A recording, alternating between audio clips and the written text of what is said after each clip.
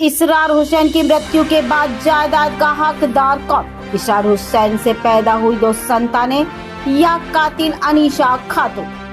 पति की कातिल अनीशा खातून व गैंग के विरुद्ध पत्नी समा परवीन ने पुलिस अधीक्षक से अभियोग पंजीकृत करने की मांग करी।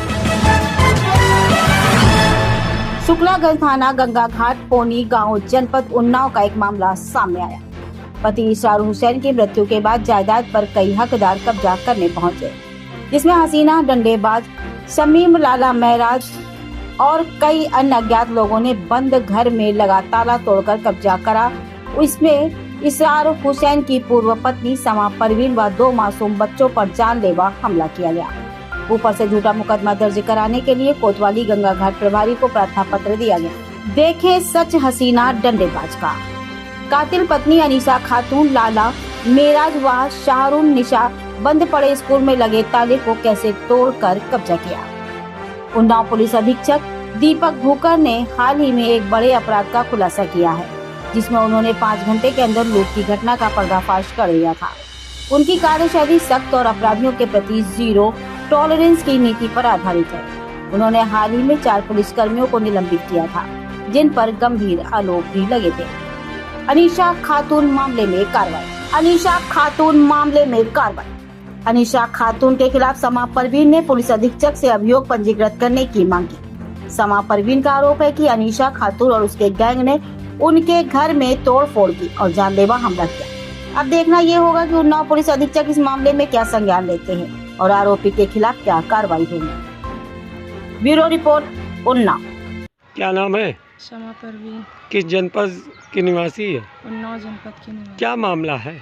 मामला ये है कि हमारे पति इसरार हुसैन की हत्या 16/2/2025 को अनीशा द्वारा की गई है, जिसकी जानकारी मुझे सुबह 7 बजे फ़ोन पर सूचना मिली थी। मैं मौके पर पहुंची तो मैंने देखा कि हमारे पति इसरार हुसैन की बॉडी पर कुछ चोटों के निशान भी मुझे दिखे और राइट हैंड के अंगूठे पर स्याही भी लगी हुई मिली। जब मैंने इसकी जानकारी करने की कोशिश की तो अनीशा ने मुझे और मेरे बच्चों को धमकी देते हुए बोली कि ज़्यादा जांच पड़ताल मत करो, वरना जो हाल तुम्हारे पति का किया वही तुम्हारा और तुम्हारे बच्चों का भी करेंगे। जैसा कि एक घटना तो है, क्या बोलते हैं, त्रिभुवन खेड़ा में जो वारदात हुई, उस संबंध में क्या मामला था? त्रिभुवन खेड़ा में वारदात स्कूल हमारा है एस एक्सीलेंट पब्लिक स्कूल, जिसमें अनीशा खातून और हसीना और सहरून ये तीनों लोगों ने जाकर स्कूल का ताला तोड़ा और हमारे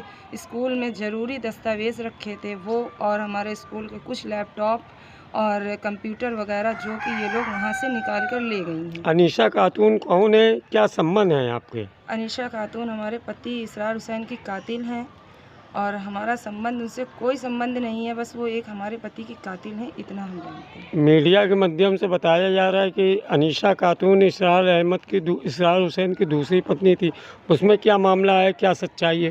कोई सच्चाई नहीं है। वो उनकी पत्नी कत्ल करने के बाद खुद को साबित कर रही हैं, जबकि उनके शादी का कोई एविडेंस नहीं है, ना ही शादी हुई है, ना इसरार हुसैन की बारात गई है, ना कोई शादी में शरीक है।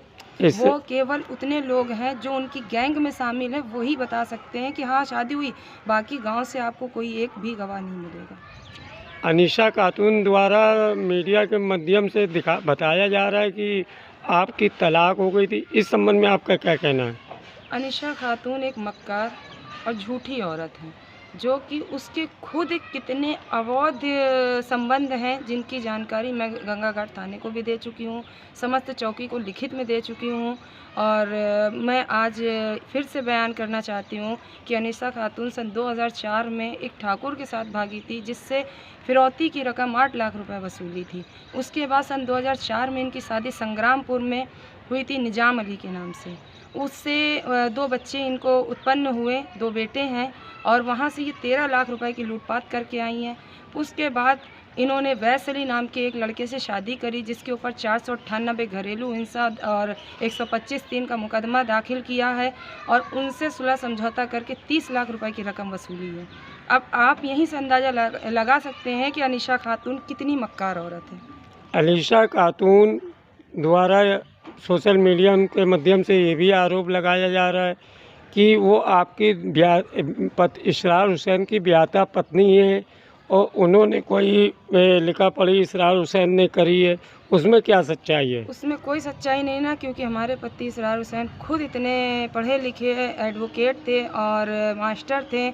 उसको जबकि ये जानकारी मुझे है, वो अपनी जीते जी किसी को एक पेन नहीं देते हैं, वो किसी को वसीयत क्या करेंगे। दूसरी चीज़, अनीशा खातून और एक हसीना है जी, और उनके साथ समीम वगैरह है, इनके द्वारा थाना गंगा घाट में प्रार्थना पत्र दिया गया 19 तारीख को कि आप और अहम अली ने उनके साथ जानलेवा हमला किया और उनके मारा पीटा। इसमें क्या कहना चाहती है आप? इसमें हम ये कहना चाहते हैं, इनके द्वारा प्रार्थना पत्र जो दिया गया है वो झूठा है और लगाए गए आरोप भी बिल्कुल झूठे हैं, जिसकी फ़ोटोज़ हमारे पास खुद हैं। और मुझे सूचना मिली थी कि आप 17 तारीख को पोनी गांव आ जाइएगा, सिकंदरपुर कड़ से कुछ अधिकारी आएंगे की जांच करने के लिए आ रहे हैं कि इसरार हुसैन की संपत्ति के उच्च उत्तराधिकारी कौन है, तो उनका उत्तराधिकार बनाया जाए। मुझे सूचना मिलने पर मैं वहां पर मौके पर पहुंची। जब मैं मौके पर पहुंची तो मैंने ये देखा कि अनीशा खातून और उनके गैंग के अन्य लोग, जैसे कि हसीना, सहरून, लाला, समीम के 2 पुत्र और मेराज आलम, मोनिशा खातून, ये सारे लोग वहाँ पर मौजूद थे। लेकिन मैंने उनसे कोई भी बात नहीं करी। उसके बाद मैं अपने रिश्तेदारों के घर पे बैठी हुई थी। मैं बाहर निकली जैसे ही इन लोगों ने मुझे गाली गलौज, गंदी गंदी गालियाँ लाला ने मुझे दी और मारने के लिए उन्होंने मेरे ऊपर प्रहार किया और मैंने अपनी जान बचाई। तो उन्होंने मेरी बच्ची को ज़बरन घसीटने की कोशिश की, जिसकी बयान आप मेरे बच्चों से खुद ले सकते हैं कि उन्होंने मेरे बच्चों के साथ और मेरे साथ क्या किया है। आपके ऊपर जो घटना घटी, इस संबंध में आपने थाना कोतवाली को या चौकी में कोई प्रार्थना पत्र दिया? जी, 112 पर तुरंत सूचना दी गई थी। मौके पर पुलिस भी पहुंची थी और पुलिस दोनों पक्षों को चौकी लेकर गई थी। उसने आश्वासन दिया था कि आप लोग परेशान न हो, आपके लिए आपको न्याय दिलाया जाएगा। वहां से फिर मैं थाना गंगा घाट गई। गंगा घाट में भी यही दिलासा दिया गया कि परेशान न हो, आपकी उचित कार्रवाई की जाएगी। क्या इस संबंध में कोई अभियोग पंजीकृत किया गया? जी, अभी तक कोई पंजीकृत पुलिस नहीं किया अधीक्षक गया। जी से आप इस संबंध में क्या कहना चाहती हो? अधीक्षक जी से ये कहना चाहते हैं कि लिहाजा हमारे बच्चों की जानमाल की सुरक्षा की जाए, क्योंकि अब इनका सिर्फ वार मेरे बच्चों पर हो रहा है और ये मेरे बच्चों को प्रॉपर्टी के रास्ते से हटाना चाहती हैं। आपके कहने का आरोप है क्या बच्चे की जान माल को मारा जा सकता है, बच्चे की जान ली जा सकती, क्या आप कहना चाहती जी, हैं? मैं ये कहना नहीं चाहती हूँ, मैं स्पष्ट तरीके से बोलना चाहती हूँ कि मेरे बच्चों के ऊपर जानलेवा हमला कई बार किया जा चुका है और मेरे बच्चों को अगवा कराने के लिए इन्होंने चारों तरफ आदमी लगा रखे हैं। क्या घटना हुई बेटा? हम लोग जब लौट रहे थे तो मेराज आलम, हसीना, समीम, लाला लोग और लोग हम लोग को एक गाड़ी में घसीट के ले जा रहे थे। जब मेरे मम्मी ने चिल्लाया तो वो लोग भाग